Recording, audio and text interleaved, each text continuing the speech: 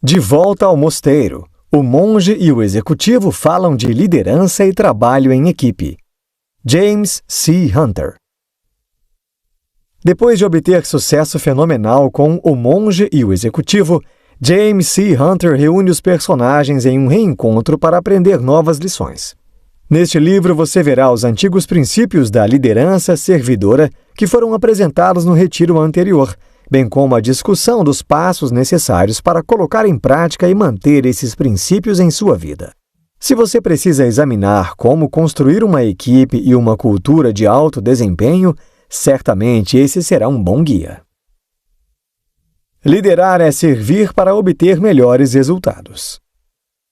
O bando dos 7, que inclui a treinadora Chris, a enfermeira Kim, o pastor Lee, a diretora Teresa, o sargento Greg, o professor Simeão e o executivo John, voltam a se encontrar para uma reunião, depois de um período de distância de 2 anos do retiro anterior, onde haviam aprendido muito sobre liderança.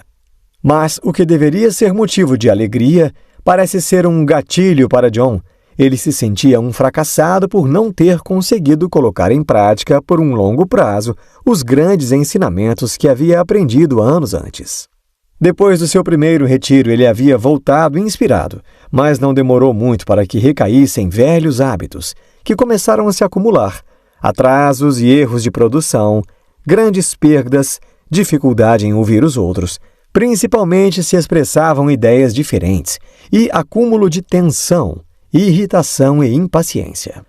Agora, diante de seus colegas de turma, ele sentia medo de ser alvo de uma grande decepção. Simeão então convida a todos que voltem a pensar sobre o que é liderança, ao que todos chegam à conclusão que ser líder é sobre ser responsável. Liderar é ter a habilidade de influenciar pessoas para que trabalhem com entusiasmo por objetivos identificados como voltados para o bem comum. Em termos simples, liderança é a habilidade de inspirar e influenciar as pessoas para a ação e a excelência. A influência é aquilo que impacta ou afeta a natureza, o desenvolvimento, o estado de alguém ou de alguma coisa. A liderança é a marca deixada nas organizações e nas outras pessoas. E todos deixamos marcas, sejam elas boas ou más. Por isso é importante se perguntar se você é eficaz e se o seu trabalho como líder tem melhorado a vida de todos ao redor. O líder tem a responsabilidade de servir aos que são confiados aos seus cuidados. Por isso também é crucial que os líderes de vez em quando se recolham para refletir, avaliar o seu comportamento e se renovar. Liderar é uma habilidade que pode ser aprimorada. Você pode achar que não nasceu para ser um líder, ou, ao contrário, que desde sempre soube como liderar. Mas os líderes nascem prontos ou são criados? A resposta é que liderar é, assim como qualquer outra habilidade, uma questão de aprimoramento. O conceito de habilidade é definido como uma capacidade aprendida ou adquirida. Se a liderança é, de fato, uma habilidade, uma capacidade aprendida ou adquirida, isso significa que ela está ao alcance de todos nós.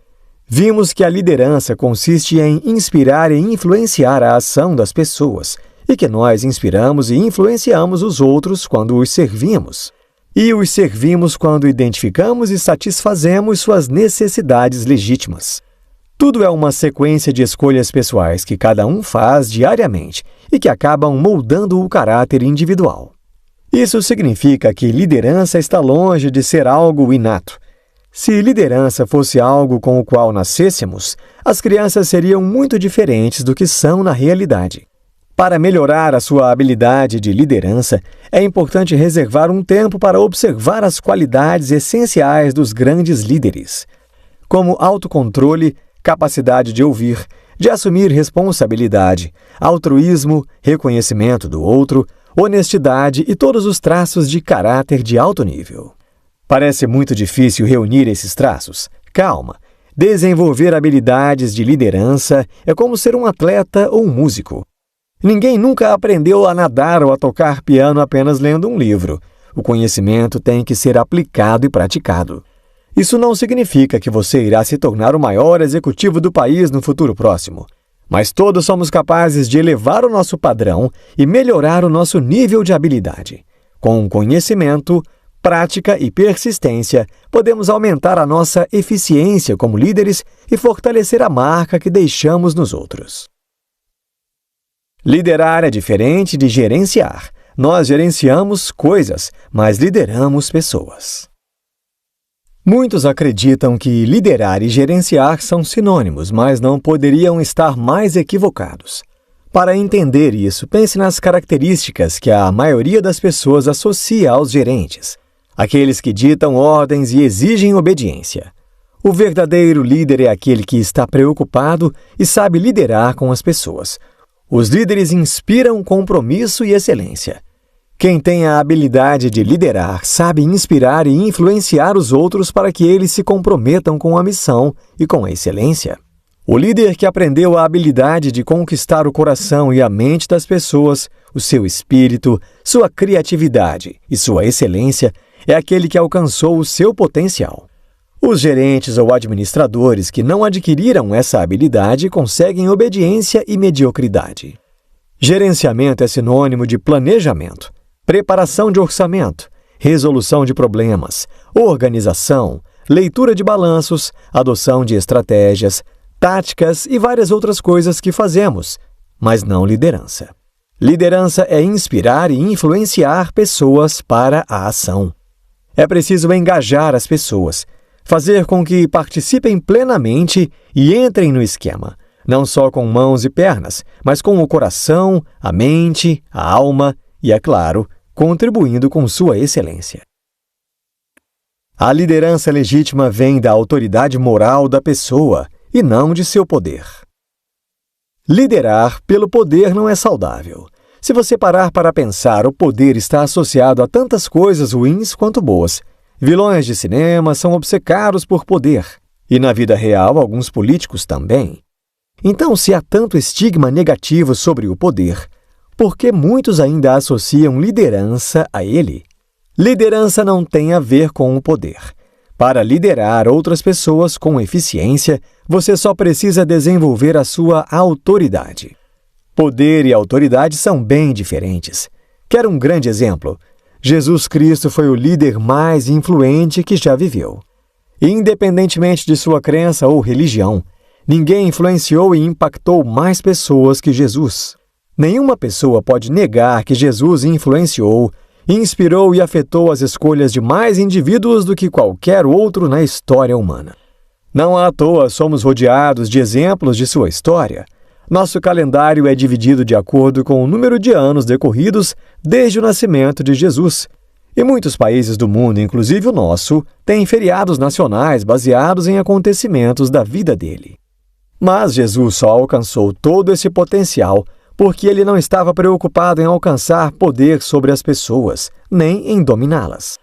Ele apenas fez o seu papel de forma que todos o enxergaram com autoridade. Mais de um século atrás, Max Weber, um dos fundadores da sociologia, estabeleceu uma diferença entre poder e autoridade, e essas definições ainda são amplamente usadas. Em linhas gerais, poder é a capacidade que alguém tem por causa de sua posição de forçar ou coagir os outros a cumprirem sua vontade, ainda que eles preferissem não o fazer. Quando o poder é utilizado para dominar, controlar ou manipular as pessoas, sejam elas crianças, empregados, alunos, cônjuges ou clientes, começam a surgir sinais muito ruins.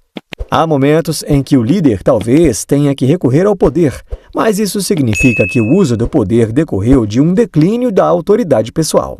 Se a sua liderança é baseada no poder, talvez você consiga se dar bem por um período, mas com o tempo, começarão a surgir rompimentos nas relações, baixo nível de compromisso, falta de confiança e muitos outros sinais desagradáveis.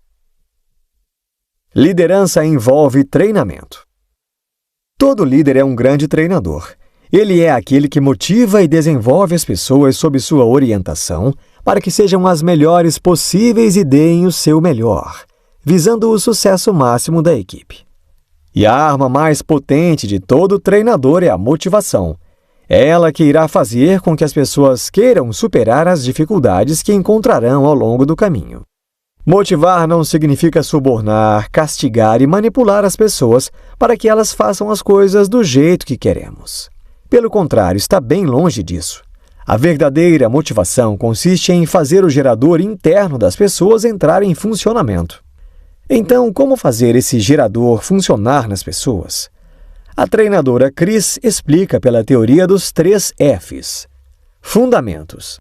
Significa estabelecer o padrão, as condutas, as regras e os deveres esperados em casa ou na empresa. O líder deve ter uma clareza cristalina quanto a isso. Feedback. Serve para identificar e comunicar a defasagem entre padrão e desempenho. Quando as pessoas começam a ter um desempenho diferente dos padrões estabelecidos, o líder deve oferecer-lhes um retorno a respeito das defasagens observadas, especificamente das defasagens entre o padrão estabelecido e o desempenho apresentado. Fricção. Quando há defasagens abaixo do padrão, o líder deve fornecer a fricção necessária para que elas sejam eliminadas. Quando há necessidade de ação corretiva ou de fricção, utilizamos um processo chamado 3 Es da disciplina construtiva. Estabelecer a defasagem exige que o líder esteja plenamente preparado para mostrar a defasagem de forma clara e não emotiva. Explorar as razões da defasagem. É indispensável que o líder e o subordinado se envolvam ativamente na pesquisa para determinar as razões que geram o problema. Eliminar a defasagem. Um plano de ação que detalhe os comportamentos específicos que devem mudar, as datas e horários das reuniões de acompanhamento e a clara explicitação das consequências se a defasagem não for sanada. Seguindo essa conduta, fica mais fácil controlar o desempenho em uma equipe, onde todos estão conscientes do que deve ser feito, enquanto o líder tem um norteador de como agir se algo estiver fora do esperado. Grandes líderes são dotados de muito senso de compromisso. Todos queremos fazer parte de algo especial, mas não podemos nos aprimorar a menos que mudemos. Também é verdade que nem toda mudança é progresso, como é igualmente verdadeiro que não pode haver progresso sem mudança. Portanto, a questão não é mudar por mudar, mas sim mudar com um compromisso, em prol de um objetivo maior. Os grandes líderes conhecidos na história são totalmente comprometidos com 2 coisas específicas: aprimoramento contínuo e excelência. Eles demonstram esse compromisso através de sua própria excelência e de sua disposição permanente de mudar, crescer e se aprimorar. Fazendo isso constantemente, inspiram os outros a crescer e a dar o melhor de si à equipe e à missão. A maioria das pessoas cresce ou se acomoda conforme as expectativas do líder. Quando as expectativas são baixas, as pessoas reagem de acordo com isso. Por isso, todo bom líder tem a obrigação moral de pressionar a equipe e aprimorar-se continuamente em busca de excelência. Esse é o compromisso a ser feito, e é para isso que uma organização busca um líder. São nossos atos cotidianos que deixam transparecer para todos aqueles que lideramos aquilo em que acreditamos de verdade. Nossa personalidade é fixa, mas nosso caráter é flexível e mutável. Todo ser humano é dotado de uma boa noção de bom e mal, certo e errado. A isso chamamos senso moral.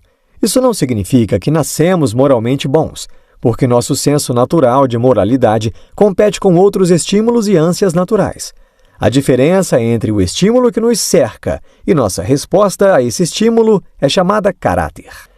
Caráter pode ser definido como a coragem de fazer o que é certo diante de pressões ou inclinações em contrário, correndo o risco de que pessoas não gostem de nós ou mesmo que fiquem aborrecidas. A parte difícil da vida não é saber qual é a coisa certa a fazer, mas fazê-la, independentemente das pressões externas.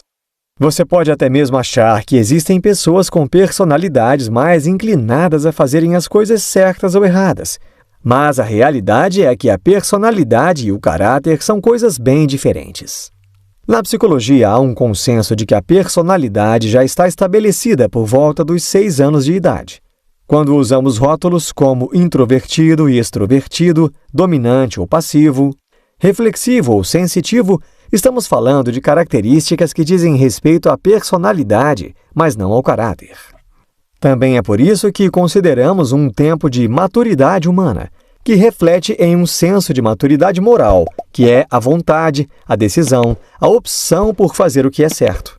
A principal lição é entender que a liderança se trata de caráter, não de personalidade. Basta olhar para os grandes líderes da história com personalidades muito diferentes. Um treinador como John Wooden comparado a Bob Knight são muito diferentes. Assim como líderes empresariais como Steve Jobs e Mary Kay, ou militares como os generais Eisenhower e Patton, ou religiosos como Billy Graham e Martin Luther King. Todos tinham personalidades diferentes, mas eram líderes eficazes, cada qual a seu modo. Insta Insights. Se você quiser saber como está se saindo como líder, a resposta está nas pessoas que você lidera, basta observá-las. Pergunte-se sempre: a carreira dos seus empregados será melhor por terem convivido com você?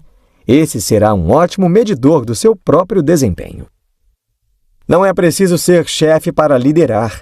As organizações realmente saudáveis não são dependentes de um único líder. Todos são líderes. O chefe continua exercendo seus deveres e responsabilidades específicas, assim como as outras pessoas da equipe. Mas em um grupo de líderes, todos assumem a responsabilidade individual pelo sucesso do conjunto, influenciando e inspirando os outros a cumprirem seus deveres da melhor maneira possível. Neste livro, você aprendeu que ser um bom líder depende de um grande entendimento sobre as coisas. Na busca pelo aprimoramento, o bando dos 7 se questionou e chegou a respostas que os ajudaram a definir cada vez mais e de forma mais específica sobre o que é uma boa liderança. Ao fim, vemos que a liderança é a habilidade de influenciar pessoas para que trabalhem com entusiasmo por objetivos identificados como voltados para o bem comum, com um caráter que inspire confiança e excelência. E não existem atalhos. É preciso colocar em prática, e através dela, você se verá muito mais completo, satisfeito e feliz. Se você quiser saber como está se saindo como líder, a resposta está nas pessoas que você lidera, basta observá-las. Pergunte-se sempre: a carreira dos seus empregados será melhor por terem convivido com você? Esse será um ótimo medidor do seu próprio desempenho. Não é preciso ser chefe para liderar. As organizações realmente saudáveis não são dependentes de um único líder. Todos são líderes. O chefe continua exercendo seus deveres e responsabilidades específicas, assim como as outras pessoas da equipe. Mas em um grupo de líderes, todos assumem a responsabilidade individual pelo sucesso do conjunto, influenciando e inspirando os outros a cumprirem seus deveres da melhor maneira possível. Neste livro, você aprendeu que ser um bom líder depende de um grande entendimento sobre as coisas. Na busca pelo aprimoramento, o bando dos 7 se questionou e chegou a resposta. Na busca pelo aprimoramento, o bando dos 7 se questionou e chegou a respostas que os ajudaram a definir cada vez mais e de forma mais específica sobre o que é uma boa liderança. Ao fim, vemos que a liderança é a habilidade de influenciar pessoas para que trabalhem com entusiasmo por objetivos identificados como voltados para o bem comum, com um caráter que inspire confiança e excelência. E não existem atalhos. É preciso colocar em prática, e através dela, você se verá muito mais completo, satisfeito e feliz.